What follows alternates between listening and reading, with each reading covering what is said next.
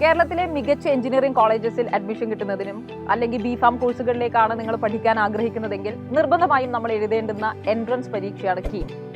കഴിഞ്ഞ വർഷം വരെ ഓഫ്ലൈനായിട്ട് നടന്നുകൊണ്ടിരിക്കുന്ന കീം ഇത്തവണ തൊട്ട് ഓൺലൈൻ എക്സാമിനേഷനായി മാറാൻ പോവുകയാണ്. കേരളത്തിൽ ഒരുപാട് മികച്ച എഞ്ചിനീയറിംഗ് കോളേജസ് ടോപ്പ് റാങ്കിങ്ങിൽ വരുന്ന കോളേജസ് ഉണ്ട്.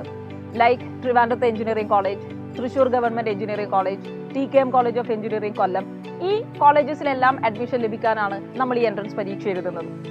Kerala engineering, architecture and medical entrance examination എന്നതാണ് കീമിന്റെ പൂർണ്ണരൂപം. കഴിഞ്ഞ വർഷം വരെ ഓഫ്ലൈനായി നടന്നുകൊണ്ടിരുന്ന കീം എക്സാമിനേഷൻ ഈ വർഷം തൊട്ട് കമ്പ്യൂട്ടർ ബേസ്ഡ് ടെസ്റ്റ് ആയിട്ട് നടക്കാൻ പോവുകയാണ്. CBT എന്നതാണ് കമ്പ്യൂട്ടർ ബേസ്ഡ് ടെസ്റ്റിന്റെ ചുരുക്കരൂപം. ഈ എക്സാമിനേഷനിൽ 3 സബ്ജക്റ്റ് ആയിരിക്കും നമുക്ക് ഉണ്ടാവുക: physics, chemistry, mathematics. As usual engineering എക്സാമിനേഷന് വേണ്ടി വരുന്ന 3 സബ്ജക്ട്. കഴിഞ്ഞ വർഷം വരെ ഫിസിക്സും കെമിസ്ട്രിയും അടങ്ങുന്ന ഒരു പേപ്പർ രാവിലെയും മാത്സ് മാത്രം അടങ്ങുന്ന രണ്ടാമത്തെ പേപ്പർ ഉച്ചയ്ക്ക് ശേഷവുമായിട്ട് ഒരു ദിവസം 2 പരീക്ഷകളായിട്ടാണ് കീം എക്സാമിനേഷൻ നടന്നിരിക്കുന്നത്. എന്നാൽ ഈ വർഷം തൊട്ട് സിംഗിൾ എക്സാമിനേഷൻ മാത്രമേ ഉണ്ടാവുകയുള്ളൂ എന്നുള്ളത് വലിയ ഗുണം തന്നെയാണ്. കാരണം 3 മണിക്കൂർ നീളം വരുന്ന ഒരു പരീക്ഷയിലൂടെ നിങ്ങൾ ഫിസിക്സും കെമിസ്ട്രിയും മാത്സും ഒരുമിച്ച് എഴുതാൻ വേണ്ടി പോവുകയാണ്. നമുക്ക് ഈ വർഷം വരാൻ പോകുന്ന ചോദ്യങ്ങളിലെ മാറ്റങ്ങൾ എന്തൊക്കെയാണെന്ന് വിലയിരുത്താം. കഴിഞ്ഞ വർഷം ഫിസിക്സ്, കെമിസ്ട്രി, മാത്സിന്റെ അനുപാതം നോക്കിയാൽ കെമിസ്ട്രി, ഫിസിക്സ്, മാത്തമാറ്റിക്സ് 2:3:5 എന്ന രീതിയിലാണ് ചോദ്യങ്ങൾ ഉണ്ടായിരുന്നത്. അതായത് ടോട്ടൽ 240 ചോദ്യങ്ങൾ, 120 ചോദ്യങ്ങൾ ഫിസിക്സും കെമിസ്ട്രിയും കൂടി ചേർന്ന് സിംഗിൾ പേപ്പറായും അടുത്ത 120 ചോദ്യം മാത്തമാറ്റിക്സിന്റെ സിംഗിൾ പേപ്പറുമായിട്ടാണ് ഉള്ളത്. എന്നാൽ ഈ വർഷം വരുമ്പോൾ ഇത് കമ്പൈൻ ചെയ്യുമ്പോഴേക്ക് നേരത്തെ ഉണ്ടായിരുന്ന 240 എന്ന ചോദ്യങ്ങൾ ഈ വർഷം തൊട്ട് 150 ചോദ്യങ്ങളായി ചുരുങ്ങുകയാണ്. 3 മണിക്കൂർ പരീക്ഷ, 150 ചോദ്യങ്ങൾ.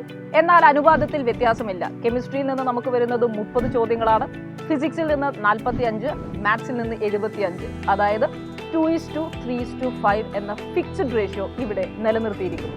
പറഞ്ഞു വരുന്നത് മാത്സിന് തന്നെയാണ് പ്രാധാന്യമുള്ളത്. കാരണം ഇത്രയും കാലം നമുക്കുണ്ടായിരുന്ന ആശങ്ക JEE എക്സാമിനേഷന്റെ പാറ്റേണിലേക്ക് കീം എക്സാമിനേഷൻ മാറ്റുമ്പോൾ ഫിസിക്സ്, കെമിസ്ട്രി, മാത്തമാറ്റിക്സ് എന്നതിന് ഈക്വൽ വെയിറ്റേജ് ആയിരിക്കുമോ എന്നുള്ളതായിരുന്നു.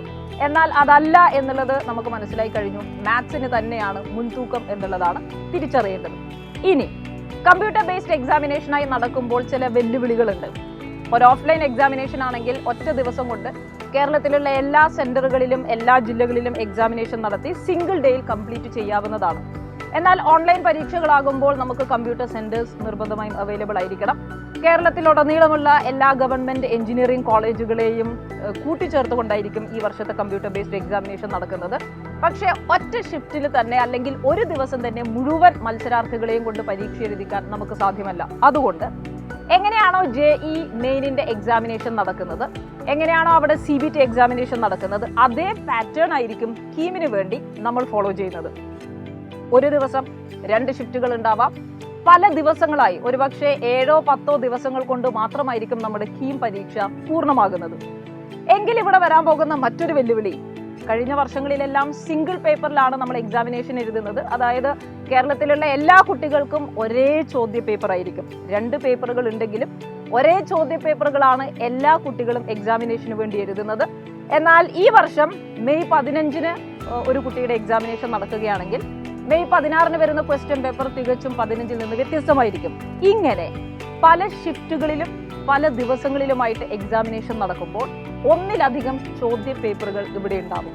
അപ്പൊ നമുക്ക് സ്വാഭാവികമായിട്ടും ഉണ്ടാകുന്ന ഒരു ഡൗട്ടാണ്, എങ്ങനെ ഇതിന്റെ മൂല്യനിർണ്ണയം നടത്തും, എങ്ങനെ ഇതിന്റെ ഫൈനൽ റിസൾട്ട് ഡിക്ലെയർ ചെയ്യും. പല ഷിഫ്റ്റുകളായി നടക്കുന്നത് കൊണ്ട് തന്നെ നമുക്കിതിനൊരു നോർമലൈസേഷൻ ടെക്നിക് നിർബന്ധമാണ്. കിട്ടുന്ന എല്ലാ ഷിഫ്റ്റിലെയും എല്ലാ കുട്ടികളുടെയും ചോദ്യങ്ങളും ഉത്തരങ്ങളും അനലൈസ് ചെയ്തുകൊണ്ട് ഓരോ ഷിഫ്റ്റിനെയും അല്ലെങ്കിൽ ഓരോ പേപ്പറിനെയും നോർമലൈസ് ചെയ്യുന്ന രീതി. JEE മെയിൻ എക്സാമിനേഷന് വേണ്ടി എങ്ങനെയാണോ മൂല്യനിർണ്ണയം നടത്തുന്നത് അതേ രീതി തന്നെയായിരിക്കും കീം എക്സാമിനേഷന് വേണ്ടിയും പിന്തുടരുന്നത്.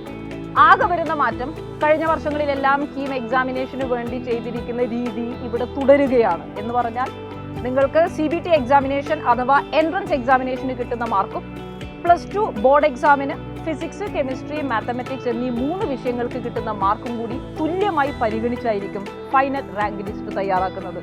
അപ്പോൾ കീം എൻട്രൻസ് എക്സാമിനേഷന് കഴിഞ്ഞ വർഷങ്ങളിലുള്ളതിൽ നിന്നുള്ള മാറ്റം CBT ആവുന്നു, ചോദ്യങ്ങളുടെ നമ്പറിൽ വ്യത്യാസം വരുന്നു എന്നുള്ളത് മാത്രമാണ്. വെയിറ്റേജുകളുടെ ക്വസ്റ്റ്യന്റെ ഡിസ്ട്രിബ്യൂഷന്റെ മാറ്റമുണ്ടാവുന്നില്ല. അതുപോലെ റാങ്ക് നിർണ്ണയിക്കുന്ന അല്ലെങ്കിൽ ഫൈനൽ റാങ്ക് ലിസ്റ്റ് പബ്ലിഷ് ചെയ്യുന്ന രീതിയിലും മാറ്റമുണ്ടാവുന്നില്ല. ഇങ്ങനെ വരുന്ന ഈ ചോദ്യ പേപ്പർ നേരിടുന്നതിന് വേണ്ടി നമുക്ക് സ്വാഭാവികമായും നല്ല രീതിയിലുള്ള പ്രാക്ടീസ് ആവശ്യമാണ്. കമ്പ്യൂട്ടർ ബേസ്ഡ് ടെസ്റ്റ് എന്താണെന്ന് അറിയണം. ബിക്കോസ് നമ്മൾ ഇതുവരെ കണ്ടിരിക്കുന്ന കൺവെൻഷണൽ മെത്തേഡിൽ നിന്നെല്ലാം മാറി നിന്നുകൊണ്ടുള്ള ഒരു എക്സാമിനേഷനാണ് നടക്കാൻ പോകുന്നത്. അതിനുവേണ്ടി ഇനി വരുന്ന ദിവസങ്ങൾ നമുക്ക് എല്ലാവർക്കും ഒരുമിച്ച് തയ്യാറെടുക്കാം. വരുന്ന കീം എക്സാമിനേഷൻ ചരിത്രമാവാൻ വേണ്ടി പോവുകയാണ്. നമ്മളായിരിക്കും ഈ ഓൺലൈൻ കീം എക്സാമിനേഷൻ എഴുതാൻ പോകുന്ന ആദ്യത്തെ ബാച്ച്. സോ കീമുമായി ബന്ധപ്പെട്ട് നമ്മുടെ മനസ്സിൽ വെക്കേണ്ട ചില കാര്യങ്ങൾ മാത്രമാണിത്. ടോട്ടൽ 3 hours എക്സാമിനേഷൻ ആണ്. 150 ചോദ്യങ്ങൾ. മാത്സിനാണ് ഏറ്റവും കൂടുതൽ മുൻതൂക്കം. ഒരു ക്വസ്റ്റ്യൻ ശരിയായി കഴിഞ്ഞാൽ 4 മാർക്ക് നിങ്ങൾക്ക് കിട്ടും. തെറ്റിപ്പോയാൽ 1 മാർക്ക് കുറയുകയും ചെയ്യും. നെഗറ്റീവ് മാർക്കിംഗ് വരുന്നത് കൊണ്ട് തന്നെ നോർമൽ ബോർഡ് എക്സാമിനേഷനിൽ നിന്നും കീം എന്ന എൻട്രൻസ് പരീക്ഷ വേറിട്ട് തന്നെ നിൽക്കുകയാണ്. അതുകൊണ്ട് സിസ്റ്റമാറ്റിക് ആയിട്ട് വളരെ കറക്റ്റായിട്ട് പ്ലാൻ ചെയ്ത് തന്നെ നമ്മൾ ഈ എൻട്രൻസ് എക്സാമിനേഷന് തയ്യാറെടുക്കേണ്ടതുണ്ട്. എല്ലാവരും തന്റെ സ്ട്രോങ് പോയിന്റുകളും വീക്ക് പോയിന്റുകളും മനസ്സിലാക്കിക്കൊണ്ട് ഫിസിക്സ്, കെമിസ്ട്രി, മാത്സ് എന്നീ 3 സബ്ജക്റ്റുകളെ എങ്ങനെ നേരിടാം എന്നുള്ള പ്ലാനോടുകൂടി പഠിക്കാനിരിക്കണം. സൈലം കൂടെ തന്നെയുണ്ട്.